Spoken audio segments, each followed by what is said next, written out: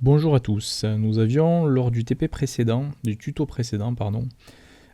parlé de la bibliothèque jQuery, la bibliothèque JavaScript jQuery, et on s'était attaché tout particulièrement à regarder les effets proposés par cette bibliothèque. Donc des effets à la fois qui agissaient sur l'aspect opacité, des effets qui pouvaient aussi s'appliquer au phénomène de slide, c'est-à-dire apparition ou disparition par déplacement de la boîte. On avait aussi parlé de la fonction animate qui permettait de redéfinir des propriétés CSS tout en les animant, ainsi que de la fonction .hide et .show pour afficher et masquer selon une certaine manière, on va dire, la boîte. Aujourd'hui, on va aller un petit peu plus loin, toujours avec cette notion d'effet. On va parler particulièrement des fonctions callback et de la fonction delay. Alors, pour vous expliquer un petit peu la chose, je repars sur la page précédente, la page HTML, sur laquelle nous avions une boîte anime, avec un paragraphe à l'intérieur. En CSS, on avait mis en place cette boîte, mis en forme cette boîte comme faisant 300 pixels de large sur 200 de haut, et avec un arrière-plan rouge, et décalé de la gauche par le biais d'une marge. Et ensuite, en JavaScript, on avait terminé le cours sur la fonction animate qui permettait d'agrandir la boîte, aussi bien au niveau de sa propriété hauteur que largeur, donc width, largeur et height hauteur, et qui la faisait également se déplacer vers le bas de 50 pixels, le tout en une seconde. Donc si on reprévisualisait la chose, ça nous donnait quelque chose comme ça. Voilà. Donc, à partir du moment où les éléments de la page sont prêts, la boîte s'animait de cette manière-là. Alors si j'enchaîne avec boîte anime et par exemple que je fais un point hide en une demi-seconde, c'est-à-dire 500 millisecondes. Donc voilà ce que ça va donner. Je vais avoir d'abord l'animation qui va se jouer et ensuite, une fois qu'elle sera terminée, la fonction qui va masquer la boîte. Animation et hop, elle disparaît. Donc forcément, les deux lignes ne se jouent pas en même temps parce que je cible la même boîte. Par contre, si j'avais eu une deuxième boîte, donc je vais l'appeler boîte anime 2, donc dans le HTML, boîte anime 2, et qu'en CSS, cette boîte anime 2, je la paramètre de la même manière, à la différence que la couleur va être différente.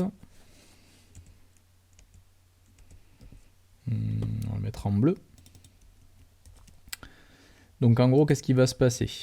J'anime d'abord, a priori, je suis censé d'abord animer la boîte anime, et ensuite la boîte anime 2. Là, c'est pas du tout ce qui va se passer. Vous allez vous rendre compte que la fonction animate va s'exécuter en même temps que la fonction hide. En réalité, les deux lignes se jouent en même temps. Regardez, hop, l'agrandissement et la disparition, vous voyez, se jouent en même temps. Pourquoi? Parce que je cible pas la même boîte et que du coup, par défaut, les lignes se jouent en même temps en jQuery. Si tout à l'heure ça se jouait pas en même temps, c'est parce que j'agissais sur une seule et même boîte, donc il fallait d'abord qu'il puisse terminer la fonction précédente avant de pouvoir enchaîner avec la fonction d'après. Dans la problématique, c'est que là, effectivement, les deux boîtes se jouent en même temps.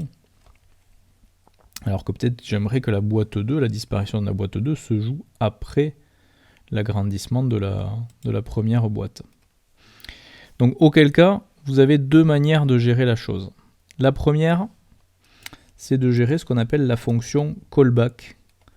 Alors c'est quoi une fonction callback? C'est une fonction qui va se jouer après la fin de la fonction en cours. Et toutes les fonctions jQuery, que ce soit hide, show, animate, slide up, slide down, slide toggle, fade in, fade out, fade to, toutes ces fonctions-là sont potentiellement, sont dotées de la possibilité d'avoir une fonction callback. Alors comment ça marche? Il faut tout simplement dans votre fonction première, animate, après, donc ici en l'occurrence les propriétés que vous redéfinissez et le temps d'exécution de la fonction, mettre une virgule, et là, ici, vous allez pouvoir mettre en place la fonction qui se jouera à la fin des 1000 millisecondes de cette fonction-ci.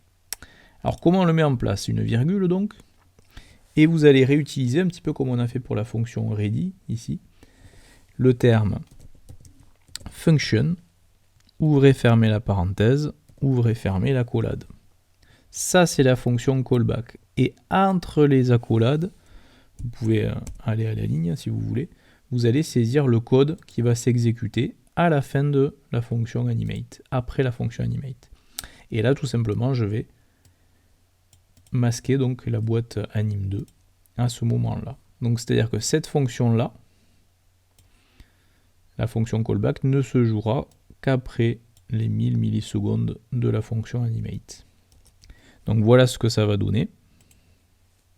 J'actualise. La boîte 2 s'agrandit et ensuite la boîte 1 s'agrandit et ensuite la boîte 2 disparaît.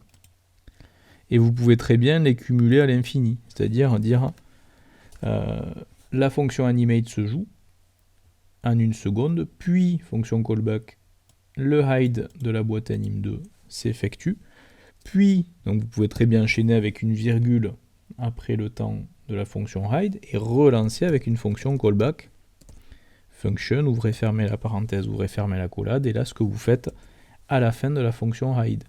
Et vous pourriez dire, bah tiens, je fais disparaître la boîte anim 1, hein, la boîte anim classique. Donc boîte anim,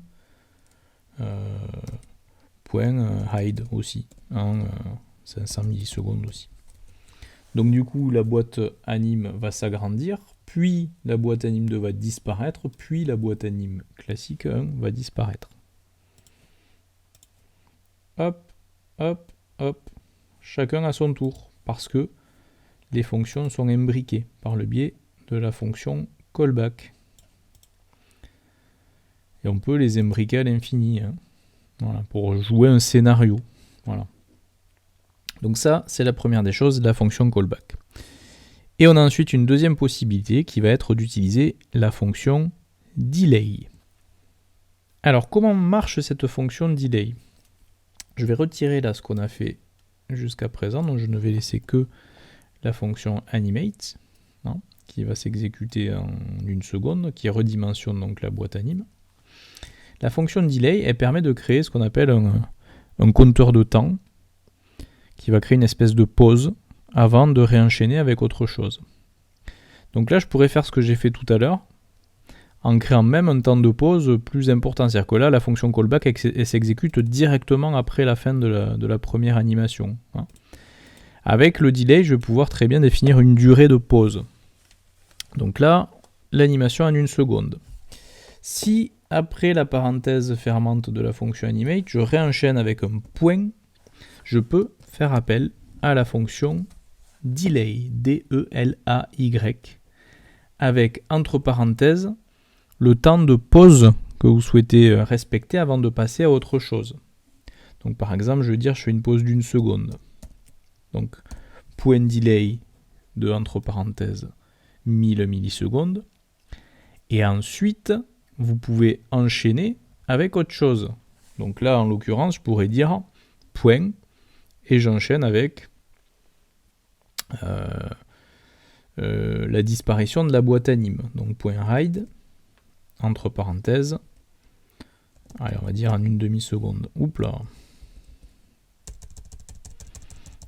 Alors, par contre, vous remarquez bien que là, je n'agis que sur une seule et même boîte, la boîte anim. Je ne peux pas agir à ce niveau-là sur la boîte anim 2. Le delay, il se fait sur cette animation-là. Donc, résultat, la boîte 2 s'agrandit, 1 seconde de pause, puis elle disparaît. Hein, alors, j'aurais pu mettre 2 secondes de pause même. Donc, elle s'agrandit, 2 secondes de pause, et elle disparaît. Donc, vous voyez, la fonction delay permet vraiment de faire ça, de marquer des pauses avant d'enchaîner par une autre fonction. Donc, j'aurais pu faire une fonction callback où je faisais disparaître boîte anim, hein, mais à ce moment-là, ce serait exécuté directement après les 1 seconde de la fonction animate. Donc voilà pour le delay. Donc néanmoins, si on veut faire la même chose que tout à l'heure, hein, c'est-à-dire avoir la première boîte anim qui s'agrandit, puis avoir la boîte anime 2 qui disparaît. Donc comment on va faire à ce moment-là? Vous allez voir, ça va être très simple. On va d'abord dire j'anime la boîte anime classique. Sur la ligne du dessous, normalement si vous faites ça, boîte anime 2, .hide, on a vu que la problématique était que les deux animations allaient se faire en même temps. Donc la boîte anime va s'agrandir et en même temps la boîte anime 2 va disparaître. Donc, voilà ce que ça donne. Hop, en même temps. Si vous voulez que boîte anime 2 attende la fin d'animate, donc hormis la fonction callback qu'on a vu tout à l'heure, ce que vous pouvez dire c'est je ne vais pas faire un hide de la boîte anime 2, je vais lui appliquer d'abord un délai, .delay, d'1 seconde, le temps donc de l'animation précédente, avant de la faire disparaître, .hide, en 500 millisecondes. Donc en fait, ce que vous avez là, ça revient au même que de mettre une fonction callback ici après les 1000 millisecondes, donc virgule function, ouvrez, fermez la parenthèse, ouvrez, fermez l'accolade, et entre les accolades, le .hide sur l'anime 2. Donc ça revient au même, non, en termes de gestion du temps, regardez. Hop, hop. Sauf que là, on peut attendre plus longtemps, on peut dire, ah ben non, c'est au bout de 2 secondes. Donc on aura une seconde de pause entre la fin de l'animation première et le début de cette nouvelle animation. 1, hop. Voilà le principe du delay qui peut être plus intéressant que juste le callback qui s'exécute directement après la fin de l'animation en cours. Donc voilà pour ce qui est de la notion de fonction callback et de fonction delay. Donc on se retrouve très bientôt sur un prochain cours sur lequel on va parler des événements et notamment de l'événement click.